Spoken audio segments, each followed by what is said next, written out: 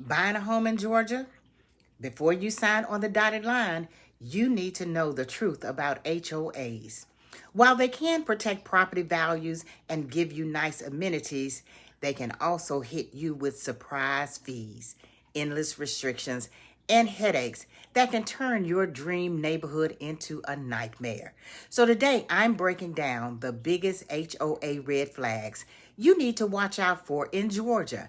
And stick around because at the end I'll share a quick pros and cons wrap up so you can decide if HOA living is right for you. Hi there, I'm Gail Hutcherson, your trusted Metro Atlanta realtor for every move. I work with relocation buyers, seniors, and first-time home buyers to make sure you avoid the costly mistakes so many newcomers make in Georgia. If you're moving here from out of state or just moving across town, hit subscribe and tap the bell so you don't miss any insider tips like this one. Okay, so let's get started. One of the first things you want to look for, lawsuits. If the HOA is tied up in legal battles, whether it's against the developer, contractors, or even residents, that's a major red flag. First of all, a lawsuit against the builder may mean serious construction issues. A lawsuit against homeowners usually signals power struggles or an aggressive board. And lawsuits against vendors often point to money mismanagement. Why does this matter to you? Because lenders don't like financing homes in communities under litigation. That means fewer buyers if you ever sell and possible delays with your own mortgage approval. Next, check the HOA's financial health. A healthy HOA has reserves, money set aside for long-term repairs like roads, roofs, and pool resurfacing. Here's the danger. If reserves are low, the HOA has to raise money quickly, and that's when special assessments hit. Imagine moving in and suddenly being told you owe $2,500 or even $10,000 for repairs you had nothing to do with. So here's a pro tip. Ask for the most recent budget and reserve study. If dues haven't gone up in years, that's not always good news.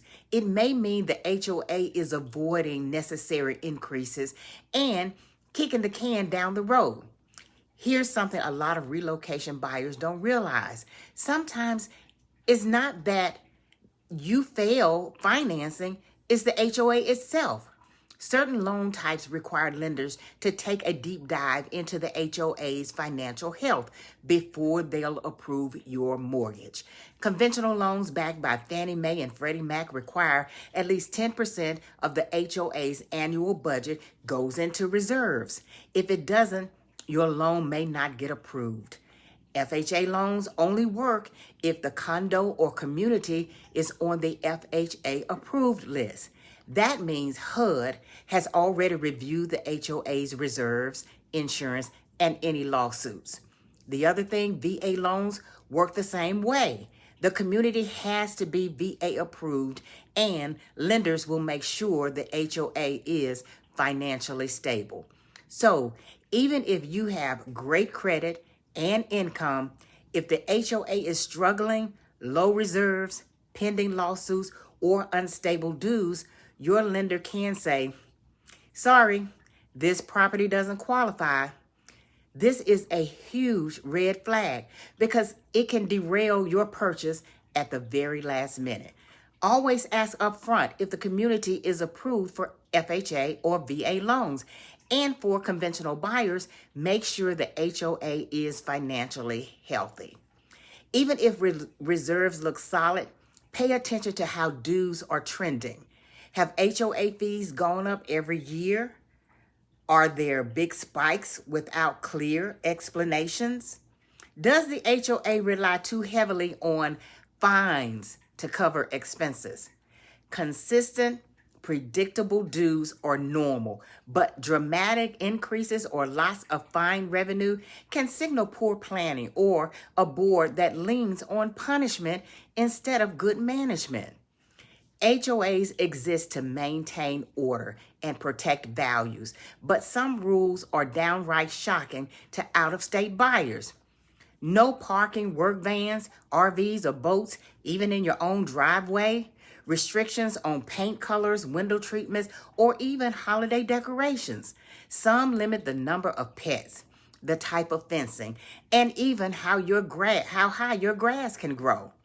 If you're used to more freedom, this can feel very restrictive.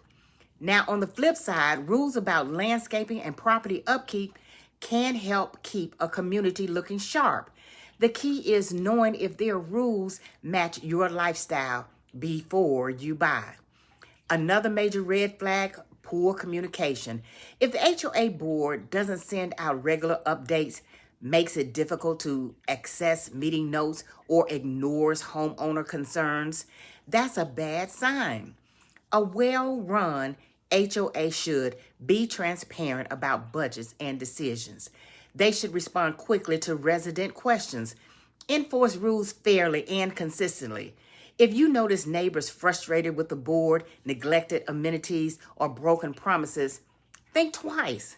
So let's recap the big red flags: ongoing lawsuits, low reserves, and surprise assessments.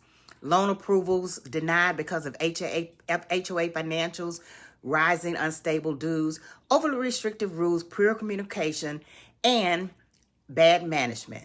But let's be fair, HOAs aren't all bad. Here are the pros. They maintain property values by enforcing upkeep. You get access to amenities like pools, gyms, and clubhouses. They handle landscaping and common areas so you don't have to. But here are the cons. You'll pay dues on top of your mortgage and taxes. Rules can sometimes feel restrictive, and poorly managed HOAs can cause financial and legal headaches. So the takeaway, HOAs can be a great thing if they're well run, but ignoring these red flags could cost you thousands or years of frustration. Now, if you're relocating to Georgia and wondering how HOA rules, fees, and management could impact your home search, let's connect. I'll help you review the HOA documents and make sure you know exactly what you're walking into. And don't forget to like this video, subscribe, and check out my relocation playlist for more insider tips on buying in Metro Atlanta. See you next time. I hope you enjoyed this video. Thank you for watching. Bye.